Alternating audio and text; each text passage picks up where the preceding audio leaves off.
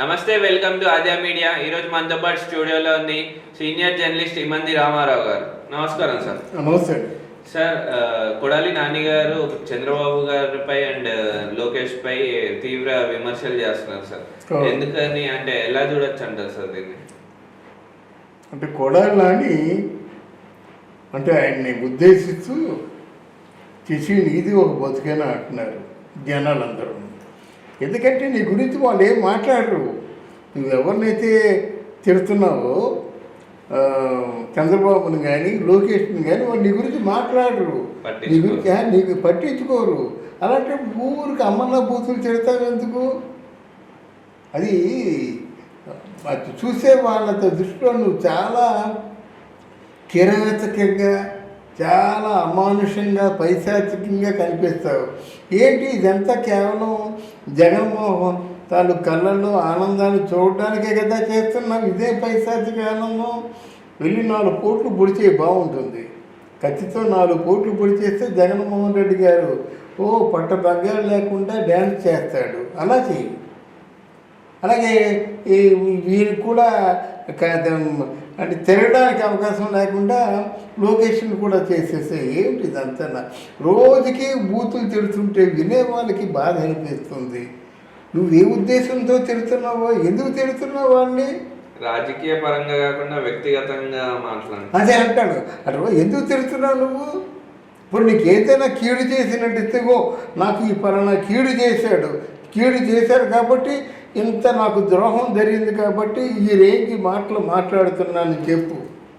అదేమి లేకుండా తిరుగుతుంటే నువ్వు పిచ్చోడమైనా ఉండాలి, లేకపోతే ఉన్మాదమైనా ఉండాలి, లేకపోతే పిచ్చుకొక ఖర్చు ఉండాలి, లేకపోతే నీకు ఏదైనా మెంటల్గా ఒక అనారోగ్య స్థితి అంటే అంటే డాక్టర్స్ కూడా నిర్ణయించలేనటువంటి భయంకరమైన రోగం ఏదైనా ఉండాలి. ఒకసారి ఆంధ్రప్రదేశ్లో ఉన్న మహిళలందరూ కూడా చాలా బాధపడుతున్నారు. చాలా వీళ్ళ గురించి మీరు ఎవరు చెప్పరండి. భయం అంటే భయం, దేని భయం? ఒక కారణం ఉండాలి. నాకు ఈ ద్రోహం చేశాడు కనుక చంద్రబాబు నాయుడు ఇలా తిడతాను. ఇప్పుడు లక్ష్మీభారతి ఉంది, ఏం చెప్తుంది? నాకు 100 రూపాయల కాసు దాని ప్రారంభానికి పిలవలేదు కనుక ఇక ముందు నేను పురంధేశ్వరుని చంద్రబాబు నాయుడిని తిడతానని చెప్పింది. బాగుంది అది. అంటే దానికి పిలవలేదు. చాలామంది పిలవనందుకు సిగ్గుపడతారు. ఇప్పుడు అలా కాకుండా పేటరేగిపోయి ఆవిడ పరువు మొత్తం తీసేస్తారని చెప్పేసి కూర్చుంది మన బజార్లో. అదేనా పర్వాలేదు, సంతోషించవచ్చు. నీకు అసలు ఎందుకు తిడుతున్నావో తెలియదు, ఏం మాట్లాడుతున్నావో తెలియదు. అనవసరంగా అందరినీ బాధ పెడుతున్నావు కూడా అని. అది మంచిది కాదు. ఒకటి అన్ని రోజులు నువ్వే అనుకోవద్దు. వచ్చే ఎలక్షన్లో కానీ మీరు ఓడిపోయినట్టయితే నీ పరిస్థితి ఏమిటి? జనాలు నీ మొహం చూస్తారా? క్యాండిడేట్ మొహం మీద ఉమ్మేరు. ఆ జ్ఞానం నీకు ఉందా? ఉంటే ఎలా మాట్లాడతావా? నీకును ఇంకెవరో ఒక అమ్మాయి మాట్లాడుతుంటుంది.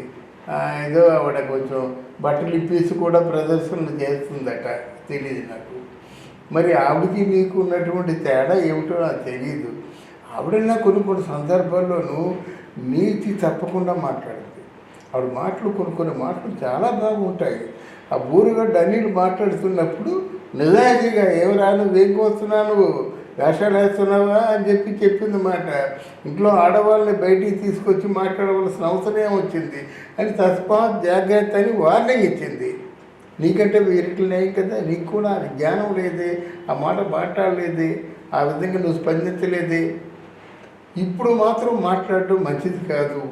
కొడాలని బాగా తాగుబోతాయని ఉండాలి, బాగా ఉన్మాదైనా ఉండాలి, మానసికంగా ఆరోగ్యం బాగాలేకైనా ఉండాలి, లేకపోతే ఇంకేదైనా ఉండాలి. కారణాలు ఉన్నాయి. కానీ ఇలాగా చంద్రబాబు నాయుడిని లోకేష్ని మాట్లాడడం, దీన్ని తగిన ఎవడు తీసిన గోతులో వాడే పడతాడు అన్నది నానుడి. అది పూర్వకాలం నుంచి అనుకుంటున్న మాట.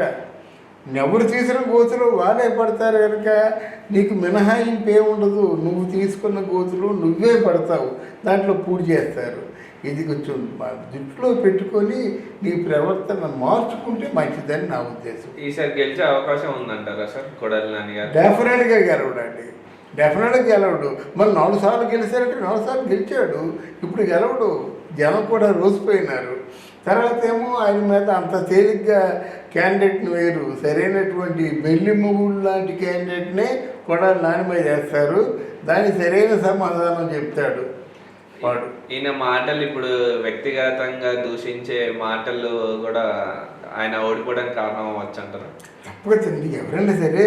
ఏమంటే మీ దగ్గరే పని చేస్తున్నానని నేను 24 గంటలు ఎవరినో కొన్ని తిట్టుకొని ఉంటే మీరు నాతో మాట్లాడతారా?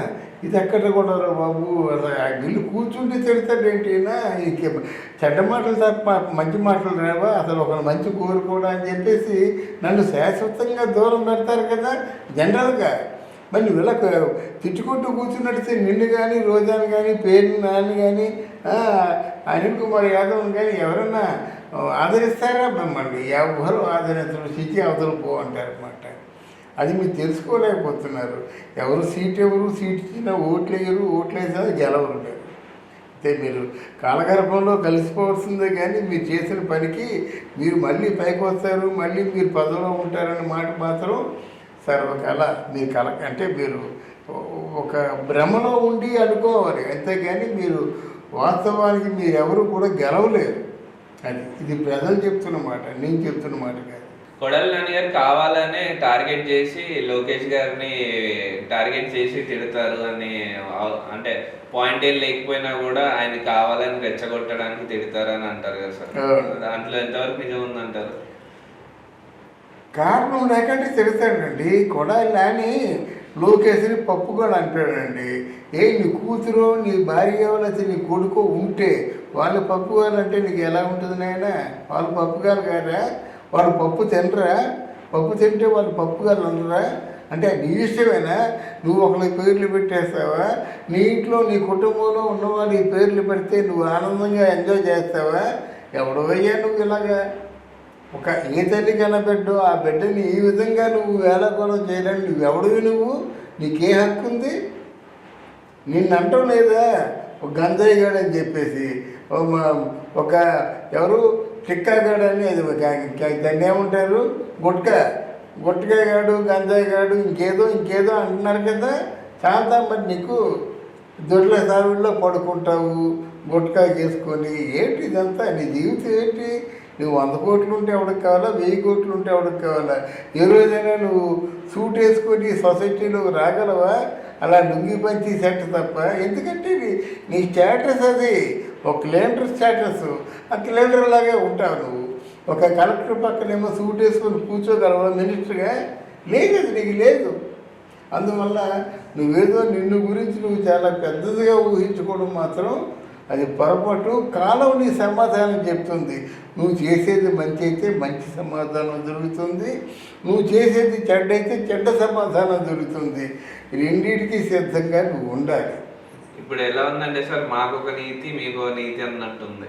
వీళ్ళని తిడితే ఏమో తిట్టారంటారు, అవతల వాళ్ళని వీళ్ళు తిడితే ఏమో అయ్యేమో మంచి మాటలు అంటారు. కాదా? ఎందుకంటే వీళ్ళు రకరకాల చంద్రబాబు నాయుడు గారి భార్యలు కూడా నోటుకొచ్చినటువంటి ఆ దుష్టవాక్యాలు మాట్లాడొచ్చే. అదే జగన్మోహన్ రెడ్డి తాలూకు భార్యను తిడితే ఇంట్లోకి వెళ్ళిపోయి రేపు చేసేస్తారట. మరి అలాంటి మాటలు మాట్లాడొచ్చా? కత్తి తీసుకెళ్ళి కూడా అంటాడు, ఎర్రగా గోదావరి నెత్తురు పారేలాగా నరుకుతారట. 1000 మందిని నరికేస్తారట. అంటే లా అండ్ ఆర్డర్ చూస్తూ కూర్చుంటుంది. మనకి స్టేట్ గవర్నమెంట్లో హోమ్ లేకపోవచ్చు, కేంద్ర గవర్నమెంట్లో హోమ్ ఉంటుంది కదా. హోమ్ కళ్ళు మూసుకొని కూర్చుందా? అందువల్ల వీళ్ళ ఇష్టం, వీళ్ళేమో నరికేస్తారు. ఇంకోరేమో ఏం తిట్టకూడదు, ఒక మాట మాట్లాడకూడదు, నిందారోపణలు చేయకూడదు. ఎలాగుంది మీరు చెప్పినట్టు వీళ్ళకి ఒక నీతి, వాళ్ళకు ఒక నీతి. అందువల్ల తప్పకుండా ఇవన్నీ ప్రజలు గమనిస్తున్నారండి. ప్రజలు తప్పకుండా తగిన సమయంలో తగిన బుద్ధి చెప్తారు. ఓకే అండి, థ్యాంక్ యూ అమ్మా, థ్యాంక్ యూ వెరీ మచ్.